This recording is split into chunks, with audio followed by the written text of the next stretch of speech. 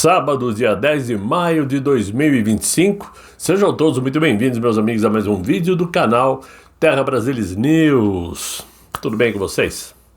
Desejo que sim. Sábado com tempo fechado, chovendo, frio aqui em São Paulo.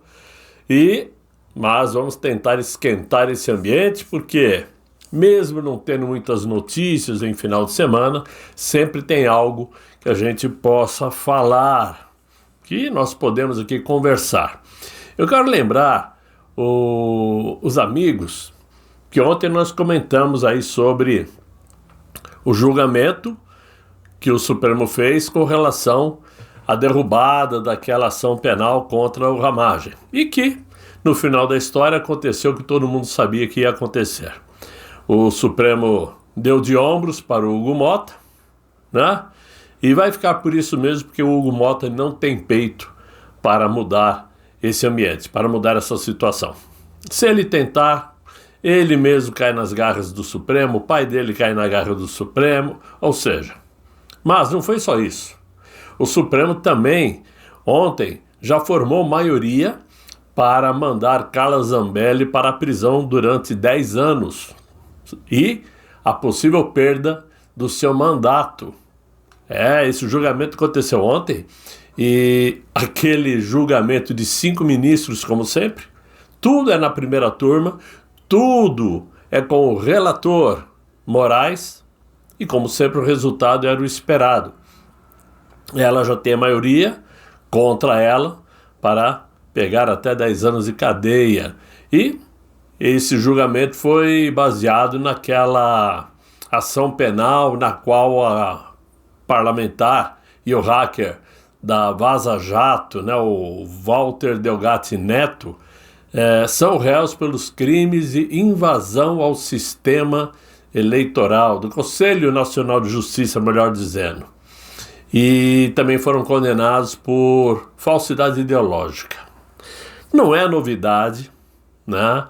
Já tivemos o deputado estadual Francisquini lá no Paraná, já tivemos o Deltan Dallagnol, já tivemos o Daniel Silveira, né? Agora Carla Zambelli, e já tentaram e vão ferrar com o Ramagem. Ou seja, a perseguição contra parlamentares conservadores é visível e notória. Como a esquerda não consegue ter maioria no Congresso, então o que eles fazem? Vamos eliminar os congressistas opositores, aqueles que são mais conservadores, ou mesmo que não sejam conservadores, efetivamente não são de esquerda. E é isso que o Supremo está fazendo. Sem contar que existe, já se tentou também o Jordi, lá do Rio de Janeiro, em Niterói, se não me engano, né? Já tentaram ele, e não vai parar por aí. Porque realmente o Supremo agora se apossou da justiça no Brasil. Já nem mais vai ser necessário inquérito policial. Polícia Civil, Polícia Militar, Ministério Público vai deixar de existir, porque o Supremo vai fazer tudo. Eles vão fazer tudo, tomar conta de tudo, inclusive de fazer as leis. E o Legislativo vai deixar de existir também. Eu acho que é isso que está acontecendo, e tudo indica que o grande sonho deles também é ainda vir com a conversa de um plebiscito para para derrubar o sistema presidencialista. Essa conversa já rodou por muitas vezes com Lewandowski, com Gilmar Mendes, né? Ou seja, estamos numa verdadeira desordem. É assim que se fala e não tem outra coisa a ser dita. Enquanto isso, o Inácio fica passeando. Foi para Moscou, né, com a conversa de assistir lá ao evento, o aniversário do 80º aniversário, né, do Dia da Vitória, como se ele, o Inácio, tivesse participado disso, né? Deu bola fora, não soube como tirar a fotografia com o Putin teve que puxar ele pelo braço e colocar ele no devido lugar. A esposa do Inácio dando maior vexame porque todo mundo de preto ou de azul marinho e ela com tremendo de um casacão da Feira das Pulgas, todo vermelho. O que ela quis dizer com isto? Era a única de vermelho. Um tremendo de um vexame internacional, como sempre. E aí surgem as questões. Como que ela viajou sozinha com um avião de carga da FAB? Por que um avião de carga? Porque o avião da FAB, esse avião de carga, é o maior avião que a FAB tem. Ele foi carregado de quê? Essa é a pergunta que todo mundo faz. Todos sabem que não foram com passageiros. Sim, ela levou a trupe dela ali, uns 10, 15 que ela carrega no colo, mas e o resto do avião? Foi levando o quê para Moscou? Será que levou alguma carga do Maduro para lá, ou coisa parecida? Só pode. É uma pergunta que todo mundo faz e ninguém responde, né? Mas enquanto isso, o Inácio vai lá, todo pomposo, né? Tirando foto com o Putin, falando um monte de bobagens contra os Estados Unidos, contra o Donald Trump. Né? Donald Trump que com uma simples conversinha cessou a encrenca que estava começando lá entre Índia e Paquistão. Cessaram o fogo com uma conversa de Donald Trump. Ou seja, ou faz ou nós fazemos. Ponto final. Acabou a guerrinha, que nem tinha começado. E o Inácio achando que vai amedrontar Trump. E ele, para terminar ontem, ainda voltou a falar que esse encontro com Vladimir Putin é um momento histórico e reforçou a parceria com a Rússia. Mal deu conta de que Vladimir Putin estava usando ele mesmo para fazer uma propaganda política, mostrando ao mundo que ele tem aliados, que tem o Xi Jinping, que tem o Maduro, que ele tem o Inácio, e o Inácio achando que é importante. Não, é uma posição estratégica de Vladimir Putin tentar ficar atrelado ao Brasil, que por si só é praticamente um continente. Ele já é atrelado à Venezuela, goste ou não goste o Maduro, e é aliado, é parceiro de Xi Jinping. Mas é isso que acontece enquanto nós aqui dentro do Brasil vamos assistindo essas injustiças contra parlamentares de direita, contra a oposição brasileira. E olha que eu nem cito aqui o nosso presidente Jair Bolsonaro, que esse coitado nem sentou a cadeira lá em 2019, nem sentou na cadeira, já estava sentindo perseguições, sofrendo perseguições, que continuam até hoje.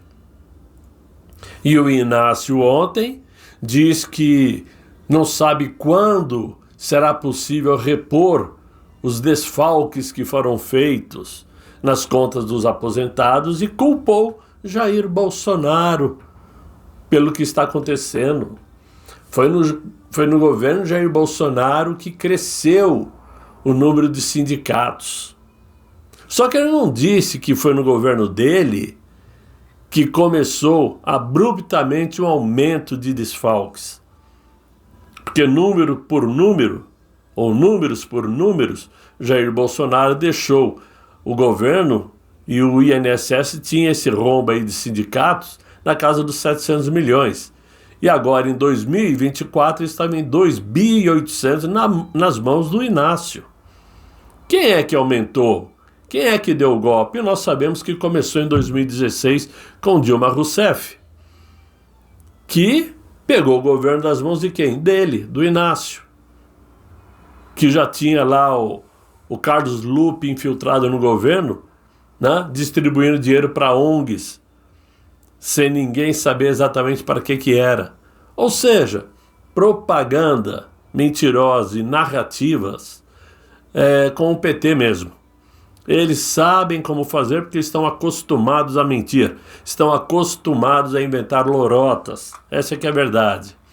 Agora, no cenário político atual, o que prevalece, meus amigos, é uma completa ausência de ordem e responsabilidade.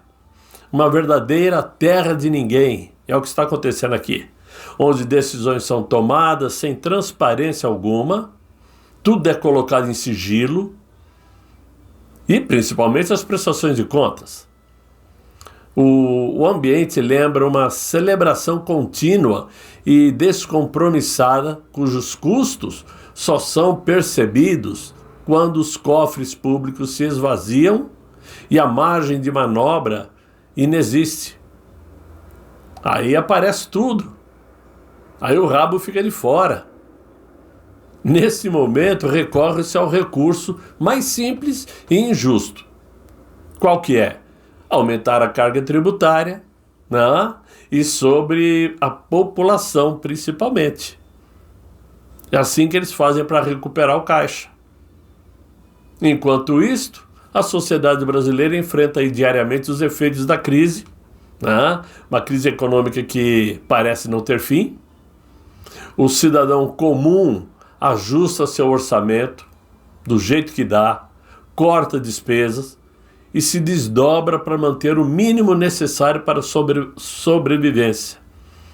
Por isso fica para trás conta de luz, fica para trás conta de água, fica para trás impostos disso ou daquilo, dívidas pendentes, porque não consegue pôr em dia, porque o dinheiro vai sendo corroído pelos impostos e pelos juros absurdos que já estão na casa de 14,75% ao mês. Toda e qualquer dívida que, se não for paga, com essa taxa de juros, acaba sendo uma dívida impagável. Em contrapartida, os gestores públicos parecem viver em uma realidade alternativa, todos alheios ao sofrimento popular. O gasto desenfreado e inconsequente indica uma desconexão perigosa entre o governo e o povo. Essa gestão pública se conduz como se os recursos fossem infinitos, ignorando os sinais de colapso, sinais de alerta, que são dados frequentemente. Já não se observam limites nesse governo, critérios ou qualquer senso de responsabilidade. O dinheiro não lhes pertence, é do contribuinte, mas parece que é deles. A derrocada do Estado brasileiro não é mais uma hipótese remota, mas um destino previsível. A ruptura fiscal e social se desenha com uma nitidez absurda, né? A menos que ocorra aí uma transformação radical na mentalidade política, o colapso é apenas uma questão de tempo. Esse governo que aí está, sob a liderança petista, parece conduzir o país a uma situação tão crítica que a recuperação pode se tornar inviável, impossível, sem chances de retornar. É possível que ao final desse processo reste apenas um cenário de destruição, um Brasil reduzido a escombros, onde as oportunidades de reconstrução serão mínimas e os danos irreparáveis. E quem vai perder o que tem é o pobre, primeiramente. Porque os que têm posse, os que têm condições, picam a mula do Brasil. A retórica do governo popular se revela, na prática, um instrumento de manutenção de privilégios para uma elite partidária, que está totalmente desconectada das necessidades reais da população. Trata-se de uma realidade dolorosa, um falso progressismo que, em nome do avanço, só tem produzido atraso e desalento.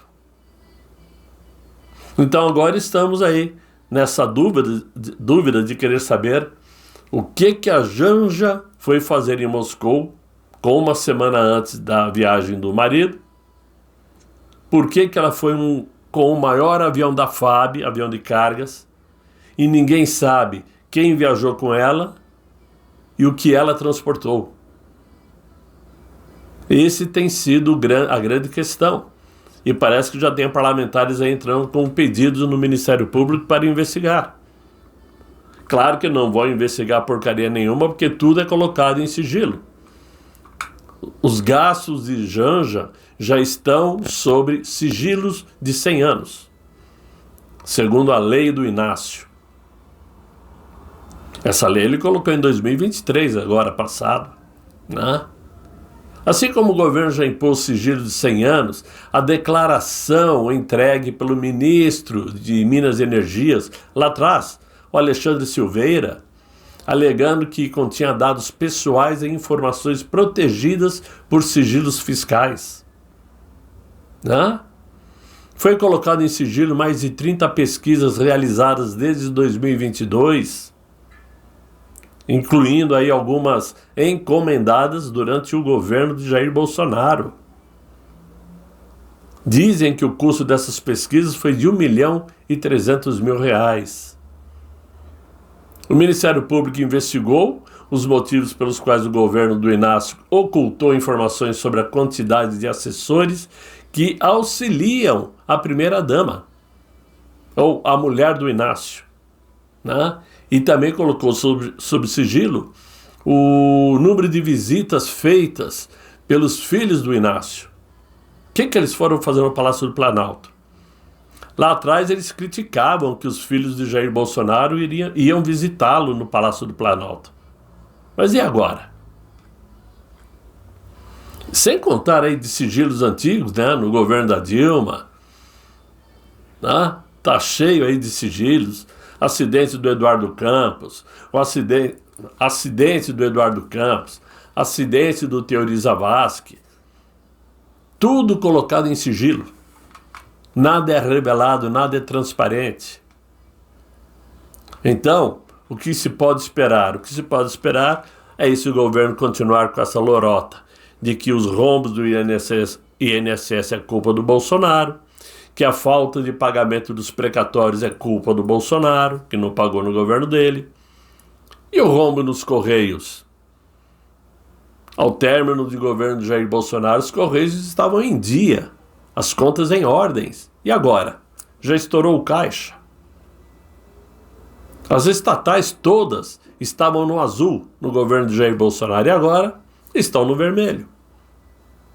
Então não dá para acreditar que num passe de mágica as coisas acabem mudando, mesmo chegando praticamente em um ano eleitoral, onde todo e qualquer governo procura mudar a política.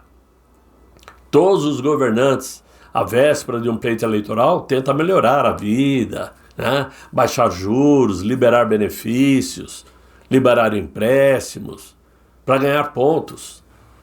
Mas esse desgoverno não vai conseguir fazer isso porque não tem dinheiro. Roubaram demais. E não foi por falta de aviso, porque o mito avisou. O mito cansou de falar. Assim como o Figueiredo lá atrás cansou de dizer, vocês vão se arrepender. Vocês querem direta já? Vocês vão se arrepender. E mal sabíamos nós, mal sabia eu, que participava aí de manifestações pró-diretas. Mal sabia eu que ia dar nisso que deu agora. Claro que a gente nunca imaginava, nunca pensava que direta já seria para colocar governos corruptos no poder. Por isso eu falei no vídeo de ontem que nós mesmos somos os culpados, por nos deixarmos levar por lorotas de Rede Globo, de vida boa dos brasileiros, de samba, futebol, carnaval, jeitinho, né? Nós fomos nos acostumando com isto e fomos ficando cegos, levando em consideração os artistas, né? Deu no que deu.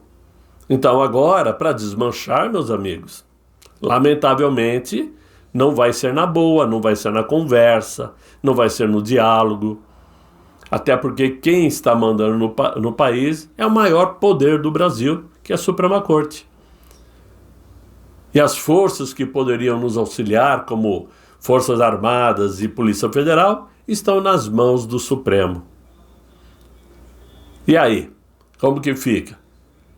O que fica é que o que prevalece para valer é a frase do Figueiredo lá atrás, que o melhor caminho para o Brasil é o aeroporto de Congonhas para quem puder, porque as passagens de R$200 não dá para mandar ninguém para fora do Brasil, não é isso?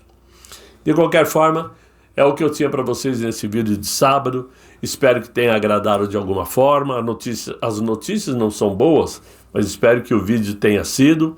Se gostaram, deixem os likes, se inscrevam no canal, chamem seus amigos para me acompanhar aqui no Terra Brasilis News e colaborem, ajudem quem puder colaborar. Eu agradeço de coração, ok?